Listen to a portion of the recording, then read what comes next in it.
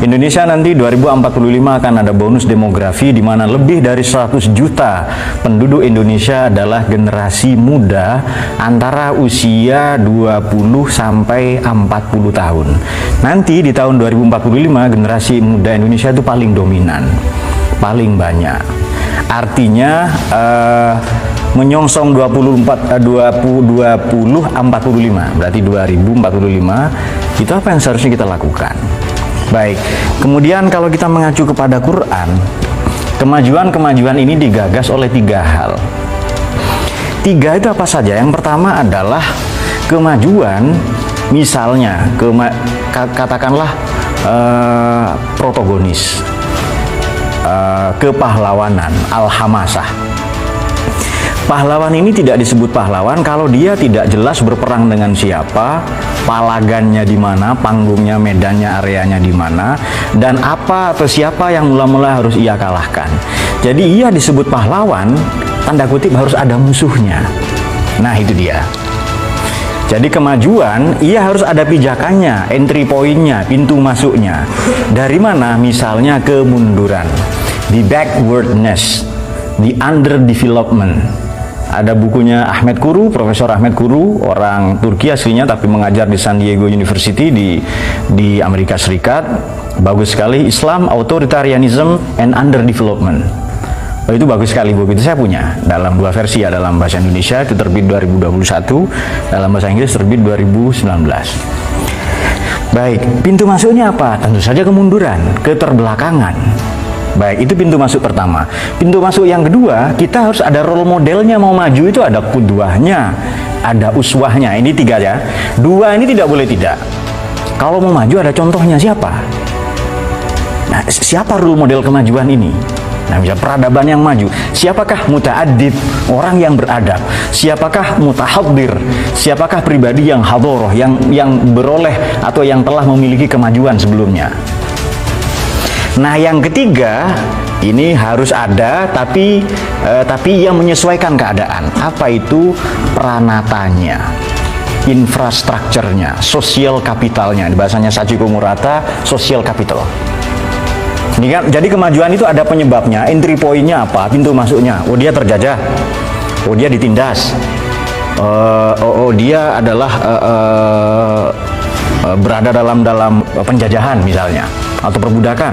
Kemudian modelnya, rule modelnya, kuduahnya siapa? Baru nanti peranatanya.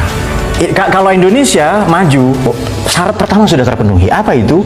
Kita dijajah.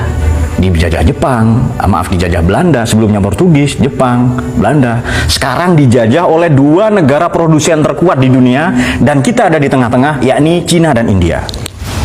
Seperti yang sering saya katakan, saya kalau cerita dunia, itu saya cerita kampung saya, Bre. Jadi Cina itu di sini, ini Asia Selatan, India di sini, Indonesia di sini.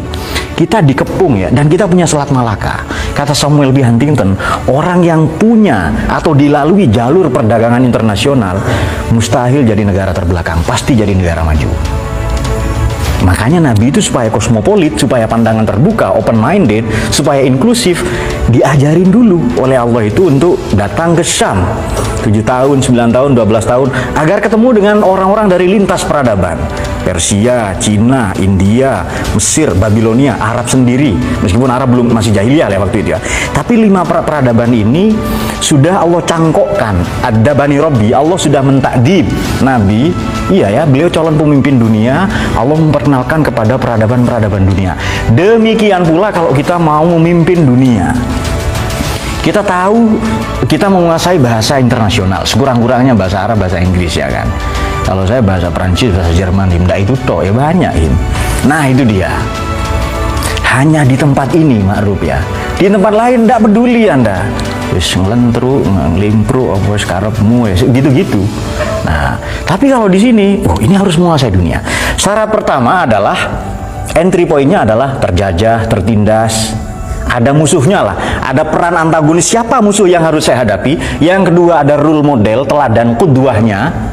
Teladan kemajuan itu siapa? Kalau para pendiri bangsa dulu ke Eropa, ya kan? Nah, kemudian yang ketiga ada peranatanya. Nah kita meskipun Pranata kita lengkap, sarana prasarana kita diapit oleh dua negara produsen terhebat. Cina 1,4 juta, 1,4 miliar, India 1,6 miliar. Dua negara produsen terbesar. Dan sekarang Amerika Serikat ini mengalami senjakala. Ia berada di ujung kehancurannya. Nah sekarang beralih ke Cina ini. Nah kok bisa ya Nabi moro-moro utlubul ilma walau bisin? Ada dugaan Sin itu India dan Cina. Ya karena Nabi pernah ketemu mereka. Enggak, ini wahyu. Ya, caranya piye, ya kan? Masa malaikat Jibril nggak ngasih tahu? Ya ngasih tahu. Cina ngendi, harus ada. Cina, yang India, ya kan? Harus ada. Baru Nabi bisa melafalkan hadis, mengucapkan mengindoktrinasi, memberi diktum kepada kita utlubul ilma walau bisin. Ternyata Sin, Cina di zaman Nabi sudah ada mesin cetak, sudah ada kertas. Artinya kertas untuk nulis ilmu sudah ada, di Arab belum. Kok ilmu yang tukang nulis saja jarang, ya kan? Nah itu dia.